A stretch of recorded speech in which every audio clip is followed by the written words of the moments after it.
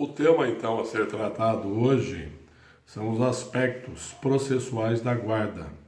Nós iremos, então, tratar da tutela antecipada e das medidas cautelares na guarda. É claro que precisa aqui fazer uma alusão às modalidades de guarda. Guarda simples, guarda alternada e guarda compartilhada. Sendo a guarda simples a guarda para um dos pais, em caso, por exemplo, de divórcio, a guarda fica com um dos pais.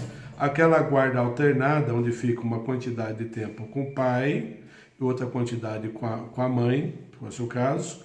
E a guarda compartilhada, que é o quê? Embora a guarda seja concentrada num dos cônjuges, a gente tem a responsabilidade do outro em estar participando de todos os atos da vida da criança ou do adolescente. Então, esse é o primeiro parâmetro.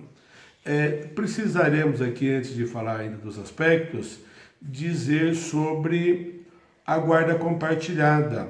O modelo de guarda compartilhada exige que o outro pai, um dos pais com quem não esteja, que a criança não esteja habitando, seja responsável, participe da vida da criança. Porque na prática, ou muitas vezes na prática, acontece de ele ter a guarda compartilhada, mas ele não participar, alegando excesso de trabalho, que trabalha em outra localidade, que tem compromisso no final de semana e que durante a semana não pode tirar tempo para ir numa reunião de escola do filho, de acompanhá-lo ao médico, ao dentista, ou ir a um evento teatral, um evento da escola para acompanhar o filho. Então, tudo isso daí no mundo real às vezes é diferente do que acontece na esfera processual, porque às vezes tem a guarda compartilhada e no exercício ela não esteja acontecendo,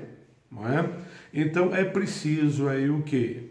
Saber o modelo ideal de guarda para atingir os objetivos com relação ao modo de vida dos pais, porque de nada adianta instituir um tipo de guarda e na verdade os pais não estarem preparados para aquela guarda. Então, acontece muitas vezes de a mãe pleitear o quê? A extinção da guarda compartilhada, o retorno para a guarda simples, porque o pai não consegue cumprir o quê? Ele não consegue cumprir com suas obrigações ou não participa da vida do filho em nenhum momento, certo? E temos outros problemas também que não transformam a guarda em guarda alternada, a guarda continua simples.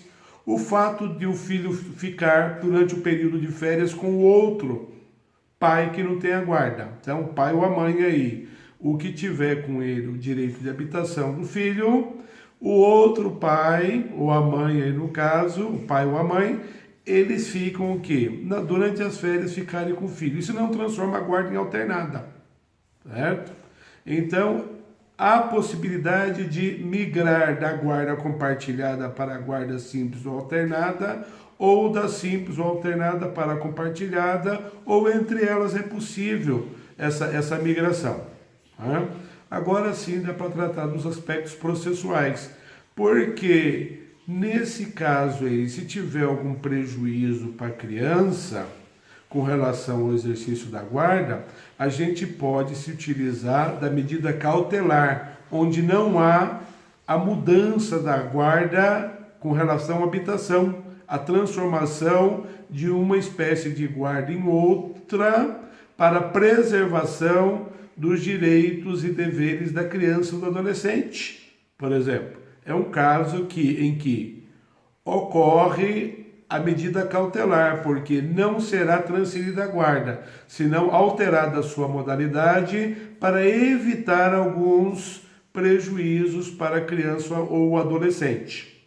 Certo? Na esfera processual de antecipação de tutela ou de medida cautelar, a questão aqui é opção ou não pela via recursal.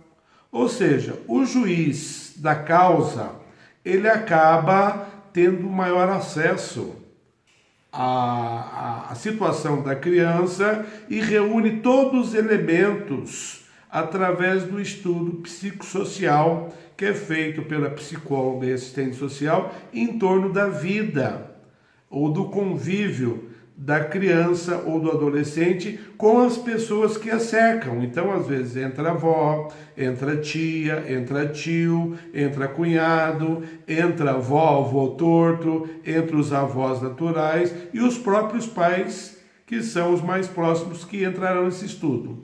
Por isso que não se indica, a minha indicação, que na via recursal dificilmente você consegue alterar o quê? Alterar uma situação de juízo de primeiro grau, ou seja, tem a decisão, eu vou recorrer. Esse recurso aí, ele às vezes não resolve. Se a guarda for uma guarda provisória, uma ação de guarda provisória, o melhor é esperar extinguir o procedimento de guarda provisória e instaurar uma ação de guarda definitiva, buscando aí atingir o quê? Buscando aí atingir o objetivo onde haja expansão do campo probatório, porque na antecipação de tutela ou na medida cautelar, no procedimento cautelar, não há como manter o quê? Não há como manter o campo probatório amplo. Então, por vezes, até o juiz prefere extinguir a guarda provisória, o procedimento de guarda provisória, e que a parte interessada, o pai ou a mãe, ingresse com a ação de guarda definitiva para acertar essa situação aí com ampliação do campo probatório. E é interessante os tipos de prova ou as provas que são produzidas nas duas situações, porque no procedimento cautelar, a possibilidade lá da fumaça do bom direito e que é o fumus boni iuris, e o perigo da demora, elevando aqui a melhor condição para a criança, certo? E a possibilidade dela sofrer algum prejuízo com essa situação aí de que os pais, ou os tios, ou os avós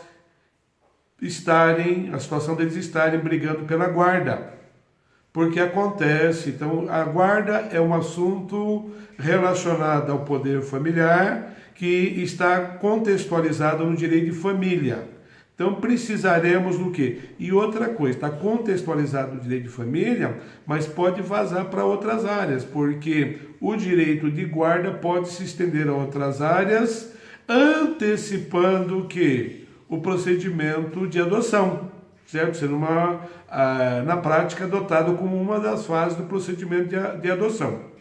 Então, há muitos detalhes aqui no campo processual. Por hoje, a gente tratou dessa situação de não optar pela via recursal nos temas processuais ou sobre os aspectos processuais da antecipação de tutela da guarda e a medida cautelar da guarda, que são procedimentos onde há o quê? A exiguidade não existe, exige o quê?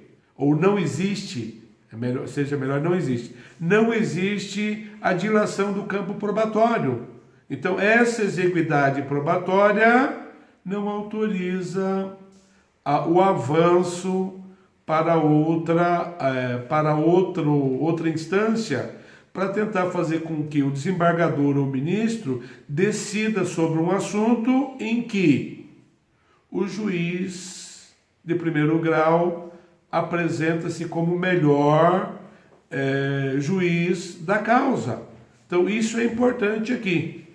Então, por vezes o advogado ingressa com recurso da concessão da liminar e o juiz, o desembargador ou o ministro se sente desprovido de provas para decidir, para julgar. Então, essa situação aí, ela se torna, na prática, vamos colocar assim, não é nem uma situação temerosa, é uma situação de economia processual, de evitar o quê? Que a máquina do judiciário continue ou siga caminhando sem produzir os efeitos, sabendo-se que os efeitos práticos não serão produzidos. O efeito prático aí é colocar fim à guarda provisória e dar início à ação de guarda definitiva, onde o campo probatório é mais amplo e possibilita o juiz no acerto de sua decisão, certo? Então, para hoje, era esse aspecto então processual, na medida cautelar e na antecipação de tutela. Obrigado.